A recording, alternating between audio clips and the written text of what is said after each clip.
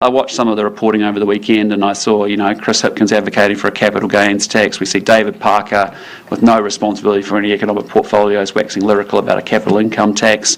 But the message is pretty simple, Labor's for more tax, more spending, more borrowing. And you saw that really clearly in those public statements. And that is what's got New Zealand into trouble.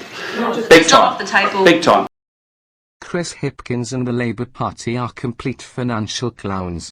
This should be really easy for everyone to understand, including the die-hard Labour Party supporters.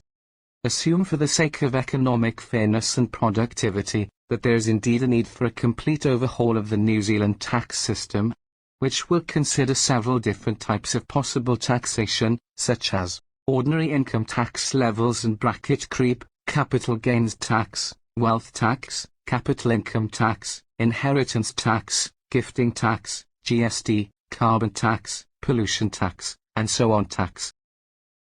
I think that income from capital should pay a fair rate of tax, just like people pay on their wages. And if you earn more wages or salaries, you pay more tax because you pay tax on every dollar you earn. That's not true of income from capital. There are different ways of fixing that. The two main ways are through either a capital gains tax or a wealth tax.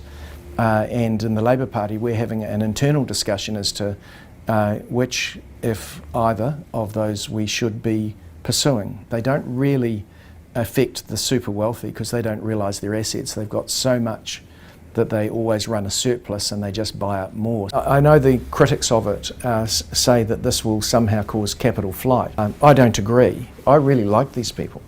I know many of them and I've worked with lots of them. They're not going to leave. They're not going to leave.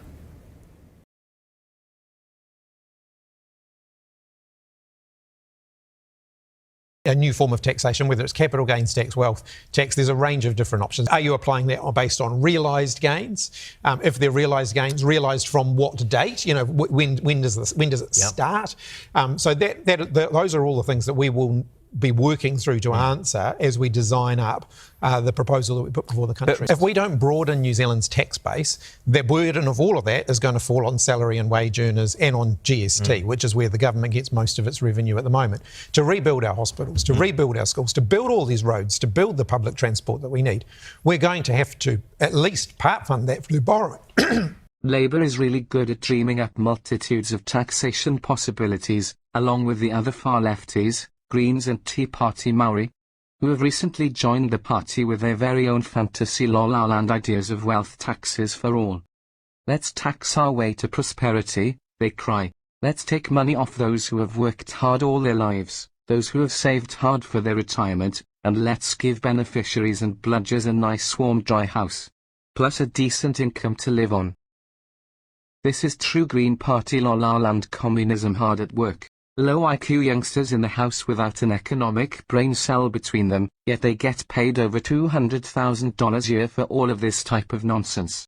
Here's the real problem.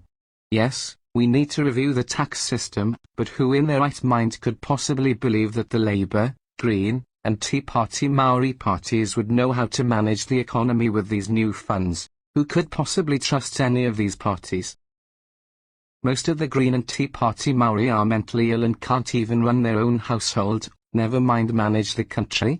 Give me a break please. How could you ever trust the Labour Party with Hipkins at the helm, or anywhere of political importance? He already has a terrible track record of incompetence and of being a deceitful liar. Labour cannot possibly win a general election until they kick out the MPs who polarised and angered the country during the dark days of Ardern. They need to start with Hipkins. The solution? If New Zealand needs a new completely overhauled tax system, then the only economically feasible solution to efficiently implement such a system is the current coalition government of National, New Zealand First, and New Zealand Act. Labour would certainly be able to run the country, but run it into the ground instead, big time.